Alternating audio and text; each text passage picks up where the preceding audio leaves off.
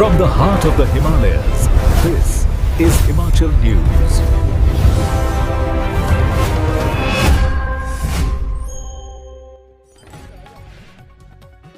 नमस्कार, आप देख रहे हैं बोलता हिमाचल। मैं हूं अर्नब और लेकर आया हूं 23 अप्रैल 2026 की देवभूमि हिमाचल से जुड़ी आज की बड़ी और महत्वपूर्ण खबरें।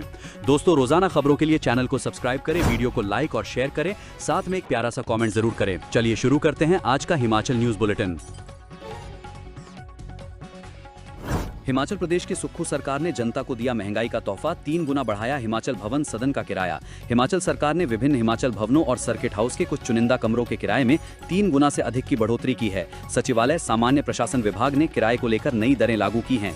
नई दिल्ली स्थित हिमाचल भवन के कमरा नंबर 405, 406, 407, 307, 308, 309 और 310 का किराया सभी करों सहित 4,000 रुपए प्रति रात्रि निर्धारित किया गया है। इसी प्रकार नई दिल्ली हिमाचल सदन का कमरा नंबर 303, 304, 101 और 102, हिमाचल भवन चंडीगढ़ में कमरा नंबर 202, 203, 204, 107, 108 और 109 और शिमला स्थित विल्ली स्पार्क सर्किट हाउस के चयनित कमरों के लिए भी यही दर लागू रहेंगी। पहले कमरों का रेट 1,200 रुपए था।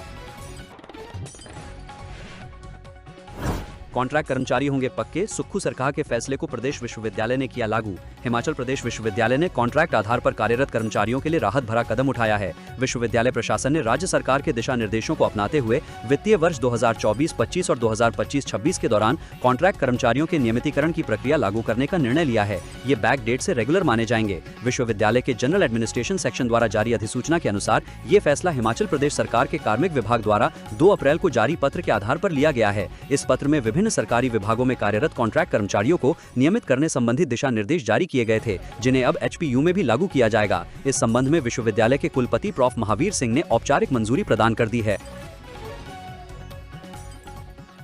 हिमाचल प्रदेश में फिजिकल एजुकेशन टीचर के 355 पदों पर होगी बैच वाइज भर्ती, कांगड़ा व मंडी में सबसे ज्यादा पोस्ट। हिमाचल प्रदेश के सरकारी स्कूलों में फिजिकल एजुकेशन टीचर, शारीरिक शिक्षा शिक्षकों की कमी जल्द दूर होगी।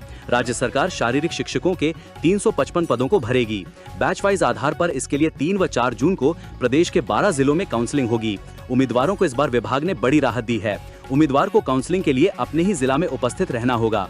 वो अन्य किसी भी जिला में निर्धारित प्रपत्र पर प्राथमिकताओं का क्रम, ऑर्डर ऑफ प्रेफरेंस भर कर दे सकते हैं। इससे पहले उम्मीदवार खुद ही 2 से 3 जिलों में काउंसलिंग में शामिल होते थे, ताकि किसी एक जिला में उनका नंबर पड़ जाए। इस बार प्रक्रिया को बदला गया है।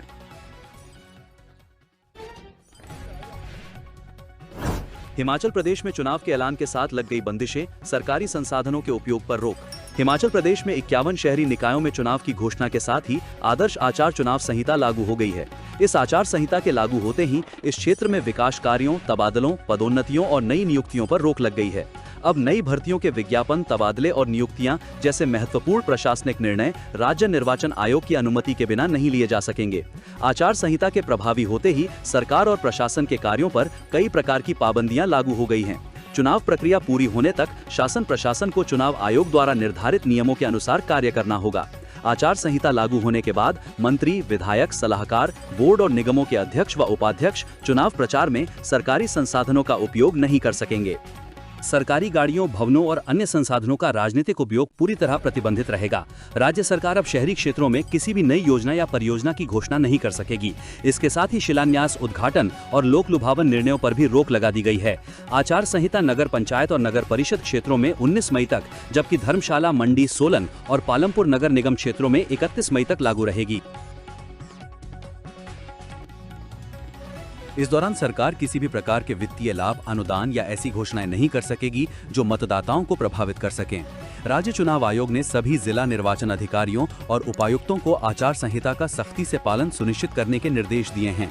अधिकारियों और कर्मचारियों को स्पष्ट हिदायत दी गई है कि वे किसी भी राजनीतिक दल या उम्मीदवार के पक्ष में कार्य न करें, ताकि चुनाव निष्पक्ष और पारदर्शी तरीके से संपन्न हो सकें।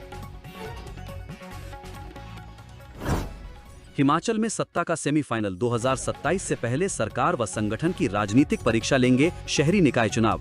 हिमाचल प्रदेश में शहरी निकाय चुनाव का बिगुल बज गया है। राज्य निर्वाचन आयोग ने मंगलवार को सोलन, मंडी, धर्मशाला और पालमपुर नगर निगम सहित 47 नगर पंचायतों और नगर परिषदों में चुनाव की तिथियों की घोषणा की। पहले चरण में केवल निकाय चुनाव की तिथियों की घोषणा की गई है, जबकि पंचायत चुनाव की घोषणा अगले सप्ताह की जाएगी। राज्य सरकार और कांग्रेस के लिए यह चुनाव मिशन 2027 की तैयारियों का एक महत्वपूर्ण हिस्सा है, जिसे सेमीफाइनल की तरह देखा जा रहा है। यह चुनाव सरकार और संगठन दोनों के लिए राजनीतिक दृष्टि से अत्यंत महत्वपूर्ण है।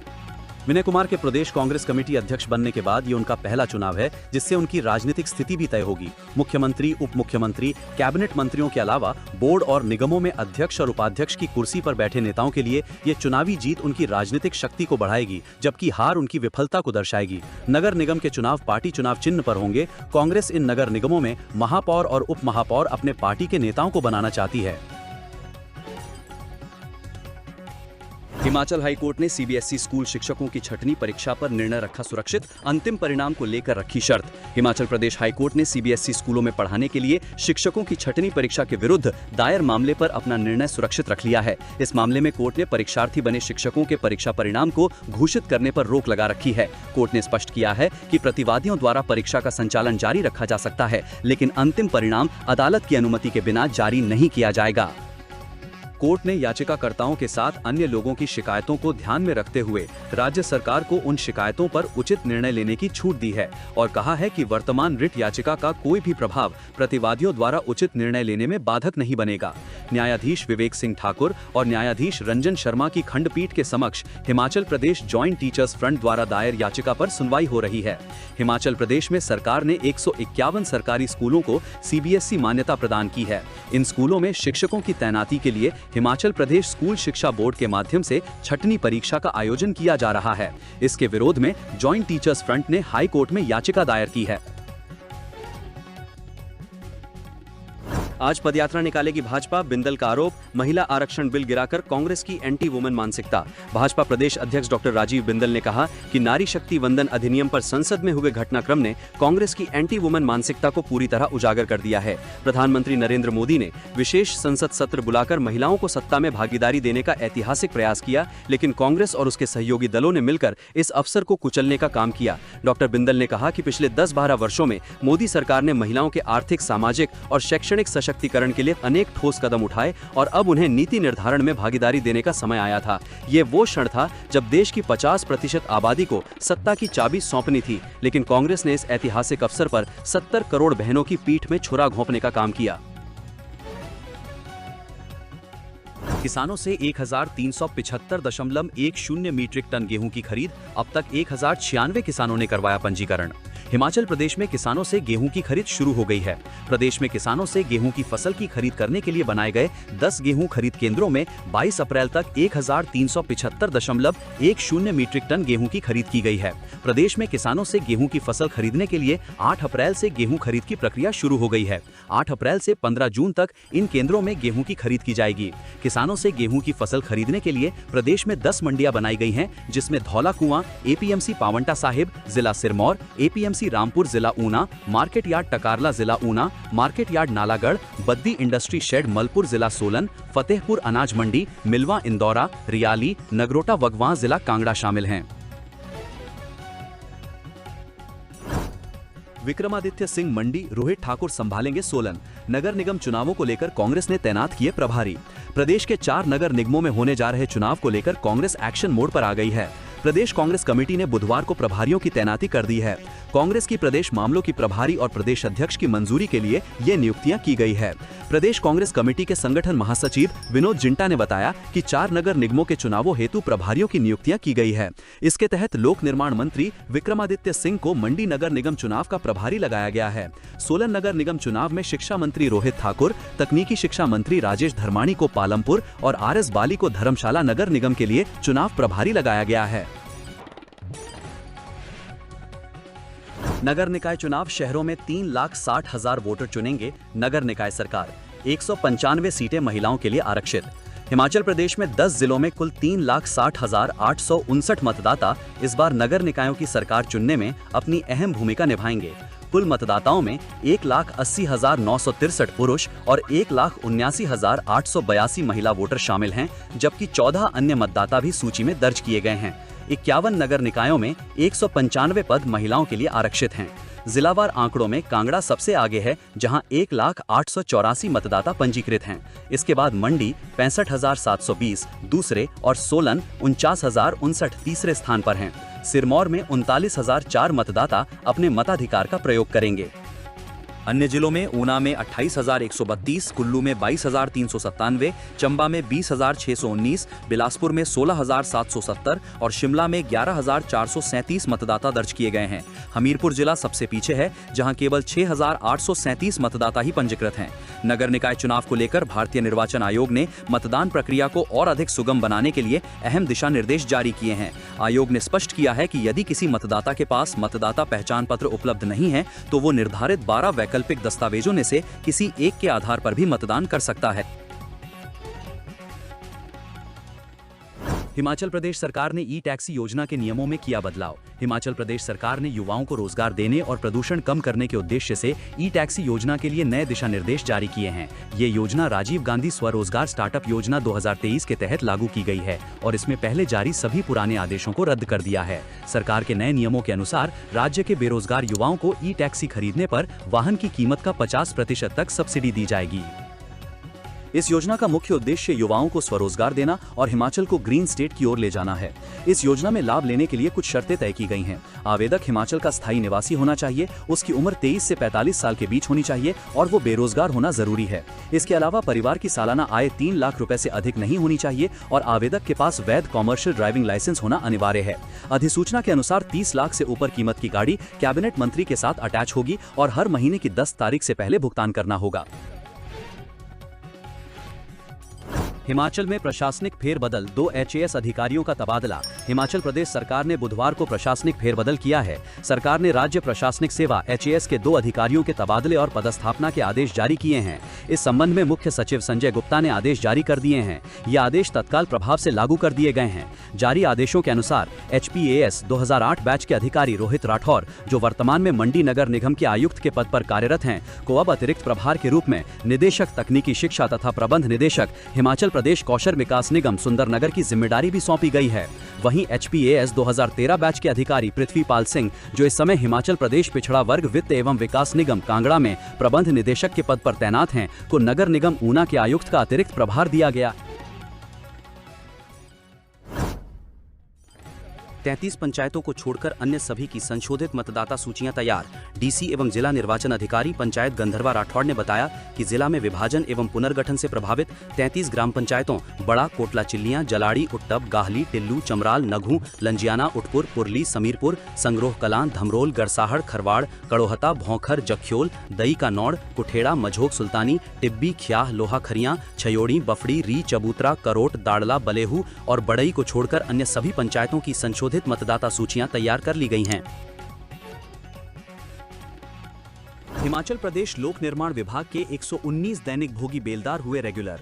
हिमाचल प्रदेश में लोक निर्माण विभाग के तहत करुणामूलक आधार पर तैनात 119 दैनिक भोगी बेलदार रेगुलर होंगे। 4 वर्षों का नियमित सेवा काल पूरा करने वाले बेलदारों को ये तोहफा मिला है। इस संबंध में लोक निर्माण विभाग के प्रमुख अभियंता ने मंजूरी प्रदान कर आगामी आदेश जारी कर दिए गए हैं, जिसमें अधीक्षण अभियंताओं को पात्र कर्मचारियों की नियमितीकरण से जुड़ी प्रक्रिया पूरी करने को कहा गया है। जानकारी के अनुसार लोक निर्माण विभाग ने प्रदेश में दैनिक भोगी कर्मचारियों को बड़ी राहत देते हुए 119 बेलदारों की सेवाएं नियमित करने की मंजूरी दे दी है। चिट्टा तस्करों पर पुलिस का डंडा। मुख्यमंत्री सुक्खू के एंटी चिट्टा जन आंदोलन के तहत 19 बड़े नेटवर्क ध्वस्त। हिमाचल प्रदेश में मुख्यमंत्री के नेतृत्व में चलाए जा रहे एंटी चिट्टा जन आंदोलन के तहत शिमला पुलिस ने नशा तस्करी के खिलाफ बड़ी सफलता हासिल की है। पुलिस ने इस अभियान के अंतर्गत न केवल NDPS मामलों की जांच को और मजबूत किया है, बल्कि वैज्ञानिक तरीके से गहन जांच करते हुए नशा तस्करी के बड़े नेटवर्कों तक पहुंच बनाई है। पुलिस की रणनीति अब केवल छोटे पैडलरों तक सीमित नहीं रही, बल्कि बैकवर्ड लिंकेज के जरिए मुख्य सप्लायरों और सरगनाओं को पकड़ने पर फोकस किया गया है। इसी का परिणाम है कि वर्ष 2026 में अब तक 3.5 महीनों में ही 27 आरोपियों की गिरफ्तारी हो चुकी है, जो पिछले 5 वर्षों में सबसे अधिक है। हिमाचल वेदर, गर्मी ने दिखाई तेवर, छूटे पसीने, पहाड़ों से मैदानों तक तापमान में बढ़ोतरी। प्रदेश में मौसम के बदले मिजाज के बीच गर्मी ने अचानक तेवर दिखाने शुरू कर दिए हैं। पहाड़ों से लेकर मैदानी इलाकों तक तापमान में तेज बढ़ोतरी दर्ज की जा रही है। इससे लोगों को अप्रैल में ही जून जैसी गर्मी का एहसास होने लगा है। राज्य के निचले और मैदानी क्षेत्रों में दिन के समय घरों से बाहर निकलना मुश्किल हो गया है, जबकि ठंडे माने जाने वाले हिल स्टेशनों में भी दोपहर के समय गर्मी का असर साफ देखा जा रहा है। पर्यटक स्थलों शिमला व मनाली में भी दोपहर के समय चहल पहल कम हो गई है। मौसम विभाग के अनुसार बुधवार को प्रदेश के औसतन अधिकतम तापमान में करीब 3.6 डिग्री सेल्सियस की बढ़ोतरी दर्ज की गई। सबसे ज्यादा तापमान ऊना में 38.7 डिग्री सेल्सियस रिकॉर्ड हुआ, जो इस सीजन का अब तक का सबसे अधिक तापमान है। इसके अलावा कांगड़ा में 35.2 डिग्री, सुंदरनगर में 35 डिग्री, बरठी में 34.7 डिग्री, मंडी में 34.4 डिग्री, भुंतर में 35 डिग्री और नाहन में 32.4 डिग्री सेल्सियस तापमान दर्ज किया गया। इन इलाकों में गर्मी का असर सबसे ज्यादा महसूस किया जा रहा है। मौसम विभाग के मुताबिक 24 अप्रैल से प्रदेश में मौसम करवट लेने वाला है। पश्चिमी विक्षोभ के सक्रिय होने से मौसम में बदलाव आएगा। 24 अप्रैल को ऊंचे पर्वतीय इलाकों में हल्की बर्फबारी की संभावना जताई गई है। इसके बाद 25 अप्रैल को पूरे राज्य में मौसम खराब रहने का अनुमान है। 26 और 27 अप्रैल को मध्य और उच्च पर्वतीय क्षेत्रों में बारिश और बर्फबारी के आसार हैं, जबकि 28 अप्रैल को फिर से पूरे प्रदेश में मौसम खराब रह सकता है। हिमाचल के सभी वन मंडलों में चलेगा ग्रीन इंडिया मिशन और नगर वन योजना। हिमाचल प्रदेश के सभी वन मंडलों में नगर वन योजना और ग्रीन इंडिया मिशन चलेगा, जिसके लिए सभी वन मंडल अधिकारियों से प्रस्ताव मांगे हैं। वन मंडल अधिकारियों को आगामी 3 वर्षों के तहत इसके तहत किए जाने वाले कार्यों को शामिल करना होगा। इस संबंध में principal chief conservator of forest की ओर से आदेश जारी किए गए हैं।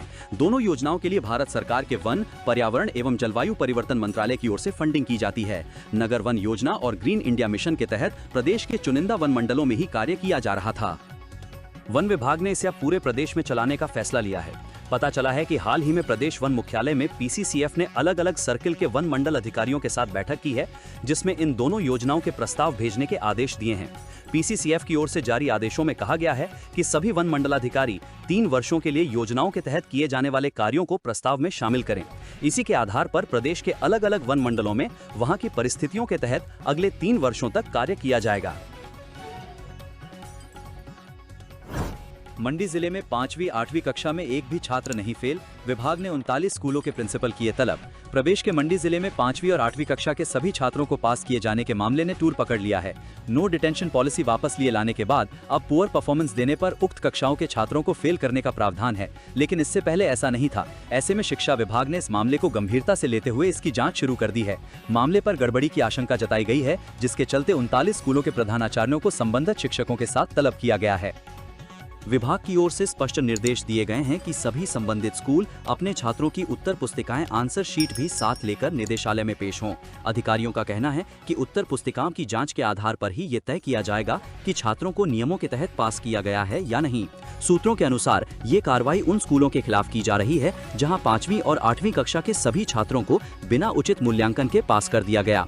विभाग को शिकायतें मिलने के बाद इस पर संज्ञान लिया गया।